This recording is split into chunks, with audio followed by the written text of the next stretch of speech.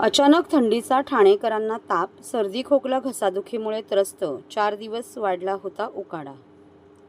मागील 4 दिवस दक्षिणेकडील वादळसदृश परिस्थितीमुळे ठाणे व आजूबाजूच्या परिसरात कमालीचा उकाडा वाढला होता। मात्र शनिवारी सायंकाळपासून उत्तरेकडील थंड वाऱ्यांमुळे पुन्हा गुलाबी थंडीचा अनुभव ठाणेकरांना जाणवू लागला। नोव्हेंबर महिन्याच्या उत्तरार्धात थंडी जाणवू लागली, त्यानंतर अचानक उकाडा वाढला आणि आता पुन्हा थंडी वाढली। वातावरणात वरचेवर झालेल्या बदलामुळे ठाणेकरांच्या आरोग्यावर विपरीत परिणाम झाला आहे। जिल्हा रुग्णालयासह ग्रामीण आणि शहरी भागात सर्दी, ताप, खोकला आणि घसादुखीमुळे नागरिक त्रस्त झाले आहेत। खासगी दवाखान्यांमध्ये सध्या तापाचे रुग्ण अधिक दिसत आहेत।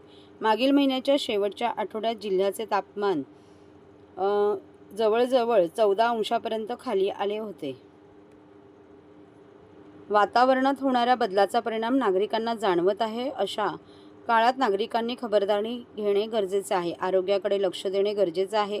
अंगात ताप किंवा सर्दी खोकला जाणवत असल्यास तात्काळ नजीकच्या आरोग्य केंद्रात किंवा जिल्हा शासकीय रुग्णालयात उपचार घ्यावेत। विविध आजारांमुळे शहरातील छोट्या दवाखान्यात तसेच जिल्हा सामान्य रुग्णालय पालिकेच्या आरोग्य केंद्रात तापाच्या रुग्णांच्या संख्येत वाढ झाली। गेले काही दिवसांपासून दररोज तापाचे 30 ते 40 रुग्ण दवाखान्यात उपचारासाठी येत असल्याची माहिती आरोग्य विभागाने दिली। गुलाबी थंडीचा आनंद सध्या नागरिक पुन्हा घेत आहे।